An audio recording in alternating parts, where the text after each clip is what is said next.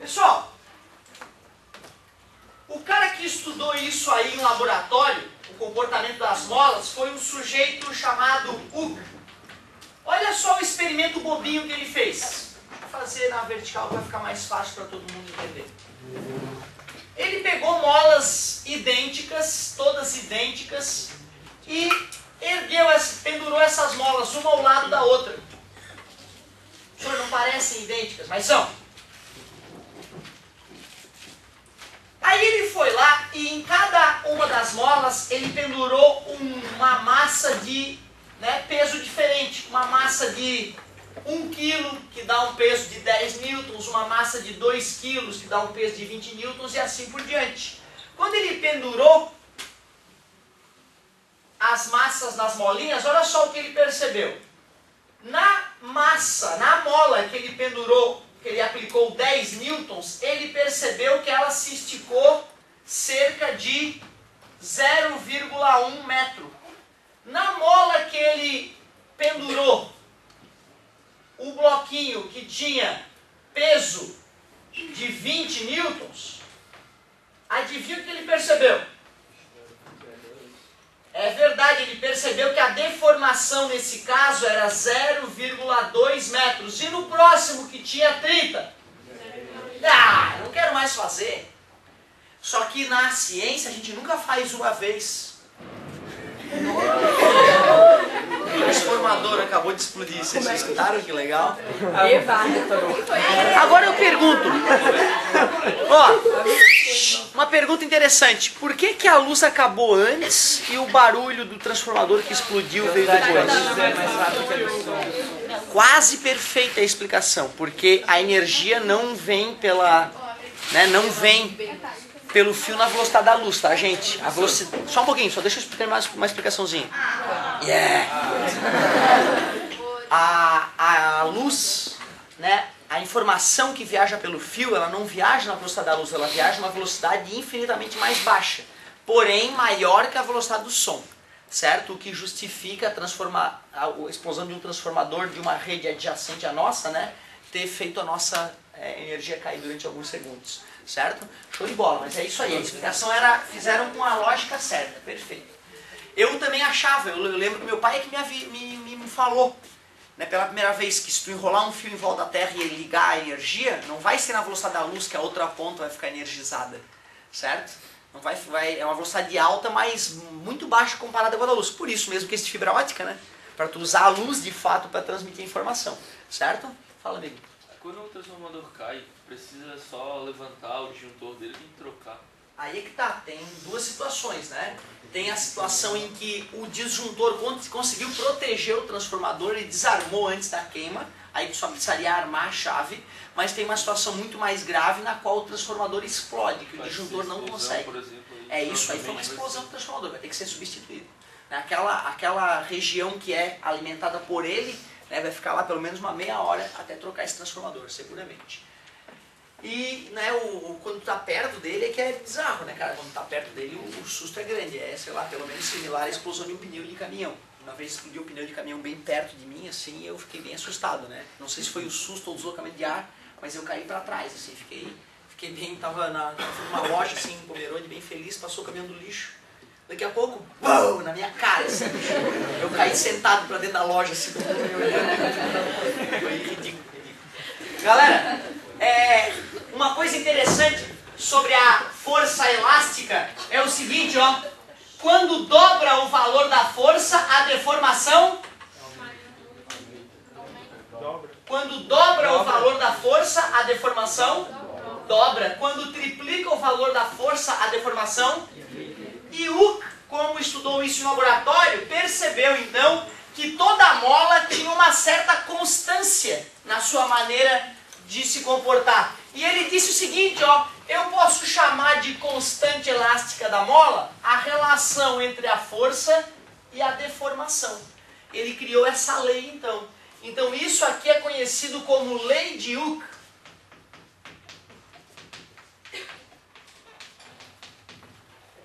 Onde o K é a constante elástica da mola. O F é a força e o x é a deformação. Me ajudem, por favor, a calcular a constante elástica da mola que eu acabei de criar no quadro, por favor. Essa é a pergunta, qual delas? O que eu havia falado no começo da aula sobre essas molas? Que elas eram idênticas, então tanto faz. Ah, mas aí é que tá, por isso que chama-se constante elástica da mola, e por isso que quando a força dobrou, a deformação dobrou, então tu pode usar a experiência que tu quiser, só não pode misturar.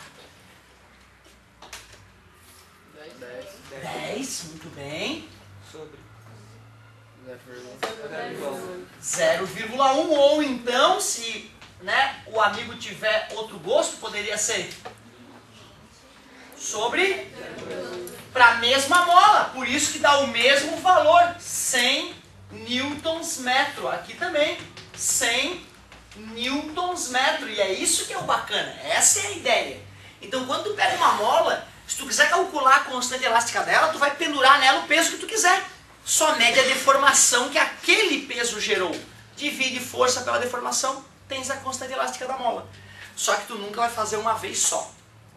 Que é o que eu ia falar antes da luz acabar. Tu sempre tem que realizar a experiência milhares de vezes, senão não é científico. Então ciência é aquilo que se confirma milhares de vezes, certo? Aquilo que um cara fez uma vez na vida, aí em noite de lua cheia, e só ele mais os amigos dele viu, aquilo é mentira.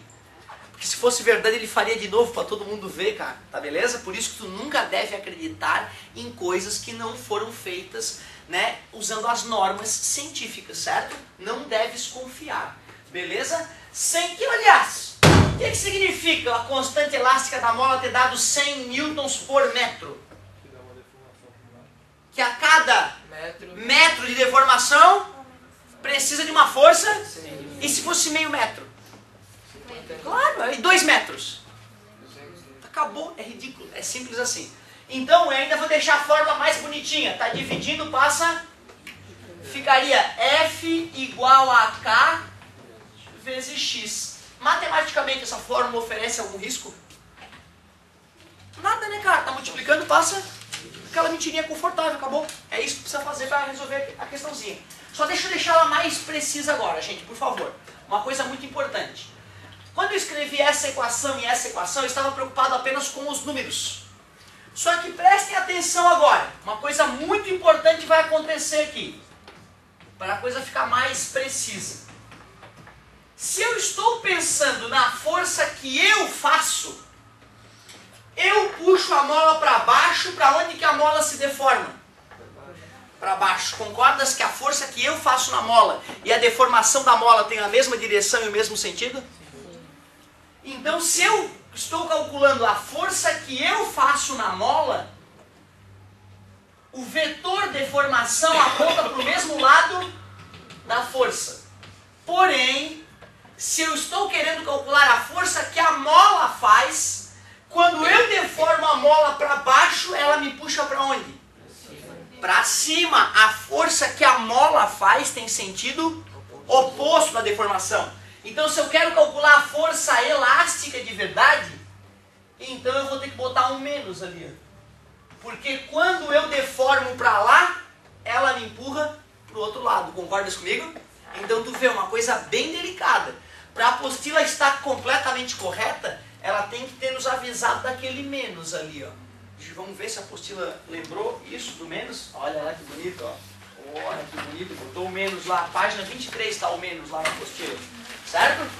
Então tu vê, aquele menos é só para deixar a coisa mais precisa. Quando eu coloco aquele menos, eu estou pensando na força que a mola está fazendo, não que alguém está fazendo na mola. Essas são ação e reação. Então nada demais. Agora que eu te contei mais essa coisinha aí, eu vou colocar um desafio ali para ti. Duas perguntinhas bobas. Aproveitar o exemplo, ó, aproveitar essa mola. Acabei de criar essa mola, não é isso? Acabamos de calcular a constante elástica em 2 experiências que nós fizemos. E eu te pergunto então, sobre esta mola, quando eu fizer uma força nesta mola de 250 newtons, não é para falar, tá? É para calcular. Qual é a deformação?